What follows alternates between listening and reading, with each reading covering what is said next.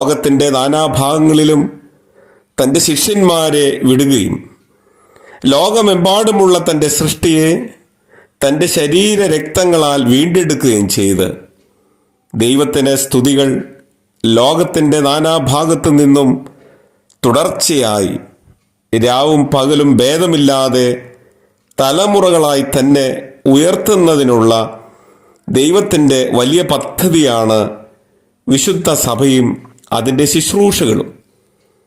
ദൈവത്തെ നാം സ്തുതിക്കുകയും മഹത്വപ്പെടുത്തുകയും ചെയ്യുന്നതോടെ സ്വർഗീയ സേനകളോടൊപ്പം നാം എണ്ണപ്പെടുകയും നമുക്ക് വലിയ പദവി ലഭിക്കുകയുമാണ് ചെയ്യുന്നതെന്ന് നാം ഓർത്തിരിക്കണം. യഥാർത്ഥവും ഉത്തമവുമായ ആരാധനയിൽ ദൈവസ്നേഹം, ദൈവസ്തുതി, കൃതജ്ഞതാ പ്രകടനം, ദൈവശക്തിയുടെ കീഴിലുള്ള താഴ്മയുടെയും